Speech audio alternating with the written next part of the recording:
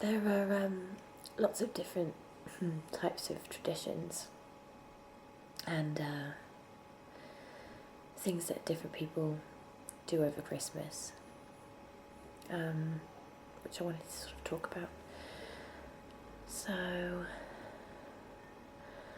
the first thing is obviously, well, we Santa Claus and the Christmas tree, which I've touched on.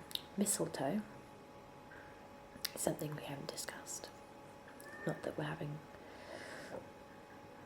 much of a discussion, but mistletoe was used by Druid priests in 200 years before the birth of Christ in their winter celebrations. There are further plants since it had no roots yet remained green during the cold months of winter. The ancient Celtics believed mistletoe to have magical healing powers and used it as an antidote for poison, infertility, and to ward off evil spirits. I always thought mistletoe was poisonous. The plant was also seen as a symbol of peace, and it was said among Romans, enemies who met under mistletoe would lay down their weapons and embrace. Which is why we kiss under the mistletoe, I suppose.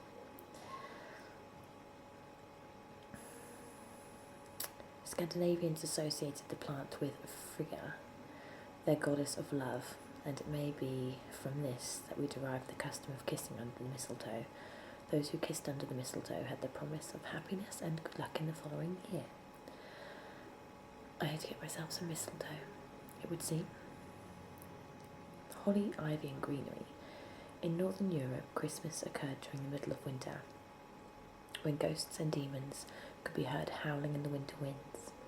Boughs of holly, believed to have magical powers since they remained green through the harsh winter, were often placed over the doors of homes to drive evil away.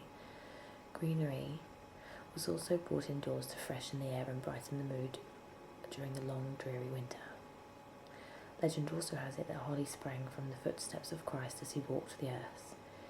The pointed leaves were said to represent the crown of thorns Christ wore on the cross, and the red berries symbolised the blood he shed. I didn't know that. All sorts of things, like a little lesson. Poinsettias. Those are these flowers here, which I see for sale a lot more than I used to. I always sort of saw them as quite an old lady sort of flower. But as I get older, I actually do really quite like poinsettias, especially at Christmas time.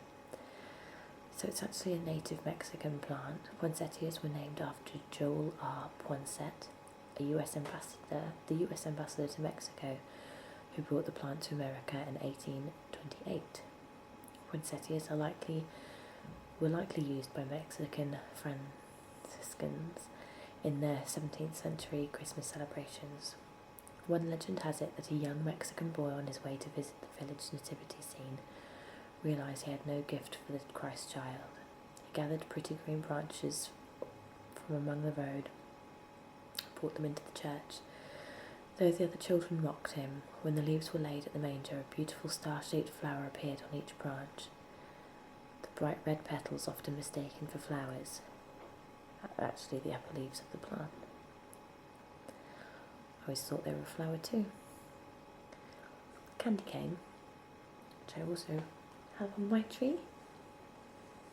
Didn't realise quite how traditional tree I had.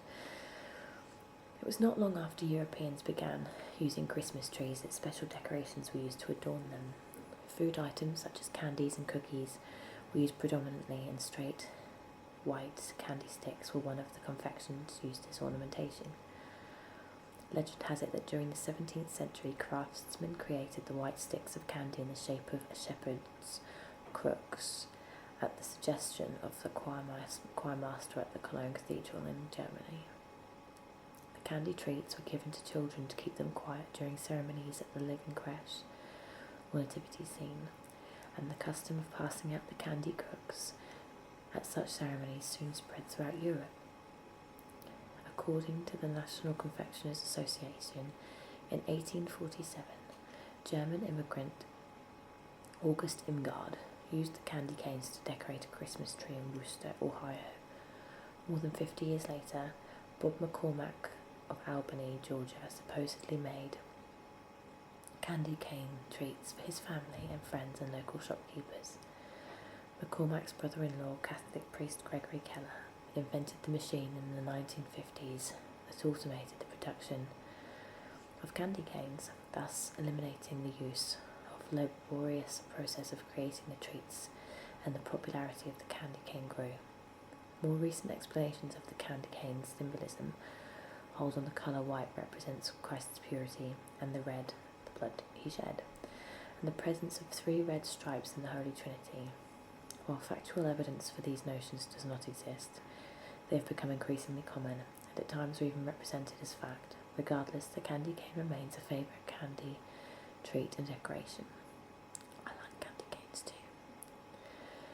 Christmas cards, which I have not sent, but I have received 3, which is pretty bad.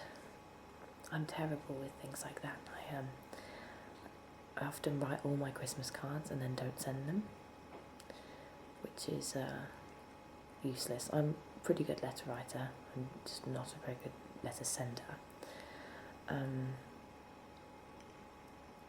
Which is quite funny.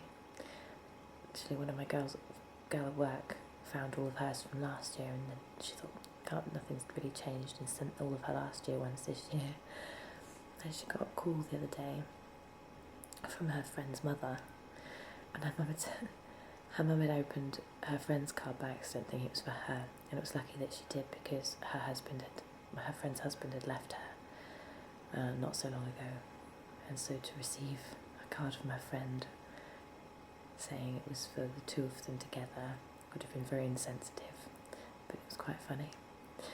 Christmas cards. A form of Christmas card began in England first, when young boys practiced their writing skills by creating Christmas greetings for their parents. But it's Sir Henry Cole who is credited with creating the first real Christmas card. The first director of London's Victoria and Albert Museum, Sir Henry found himself too busy in the Christmas season of 1843 to compose individual Christmas greetings for his friends. He commissioned artist John Caldecott Horsley for the illustration. The card featured 3 panels, with the centre panel depicting a family enjoying Christmas festivities, and the card was inscribed with the message, "A Merry Christmas and Happy New Year to you." Christmas stockings. According to legend, a kindly nobleman grew despondent over the death of his beloved wife and foolishly squandered his fortune. This left his 3 young daughters without dowries, and thus facing a life of spinsterhood. The generous St. Nicholas, who we've talked about before, hearing of the girl's plight, set forth to help. Wishing to remain anonymous, he rode his white horse by the nobleman's house and threw 3 small pouches of gold coins down the chimney, where they were fortuitously captured by the stockings of the women who had hung them by the fireplace to dry. Oh, I see. I highly doubt that's true, but that makes sense why we buy chocolate gold coins at Christmas time. That's another thing that I buy so many of and never eat. Eat like Easter. Easter's the same. I'll buy loads and loads of Easter eggs and not eat any of them. Have them, maybe eat them all the way through to June, July. I wonder if there's anything else. It's quite a good little website, this, actually.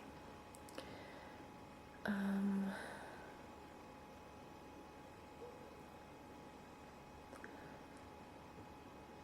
that's quite nice. Send a soldier a card. Pick out a card. This is just on the same website. Pick out a card and Xerox will print it, and it will be sent to a soldier that is currently serving overseas. You can't pick who gets it, but it will go to a member of the armed services. Whether you are for or against the war. It's quite nice. There's some fun Christmas facts here. The song White Christmas holds the credit as the most selling Christmas single of all time. Well, that's not surprising because as soon as you hear that, you think of Christmas. Santa Claus has 9 reindeer, counting Rudolph, that pull his sleigh. Oh, I knew that.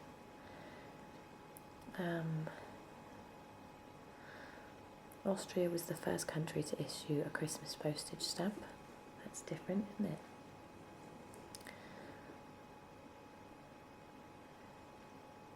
The Christmas carol I Saw Mama Kissing Santa Claus was made famous by Jimmy Boyd when he was 12 years old. It's not a fun Christmas poem. Canada is the largest exporter of Christmas trees. Actually, that's quite odd. I was just watching a TV programme and I saw they buy, I think it's, what country was it? It's not Holland, it wasn't Germany. But anyway, the big tree that they have every year in London's Trafalgar Square, which is huge, is they buy it from like a forest in Germany or Hungary or Norway. It was Norway. They'd ship it from Norway, and these 2 guys go over every year, and they go into the forest, and they have to choose the perfect tree. And they were looking at this one; it was 20 meters high, and they were like, "No, it's too small." And it has to be perfectly symmetrical, and it takes them ages to find the right tree. And then they chop it down, and then they send it to England. I mean, I'm not being funny, but surely we've got a lot of like sort of forests in England with like pine trees. It's not, they're not the same though, are they? But I'm sure they could find a tree in England. That's a lot of money, isn't it? I mean, imagine how much that costs. They've got to go there, choose the tree, make sure it's perfect. They've got to chop this massive tree down, put it onto a massive truck, send it across Europe, over a sea, and then put it up in England. And then it just dies afterwards and they throw it all away. That seems a bit much, really. I should do what I've done and get a nice big fake one.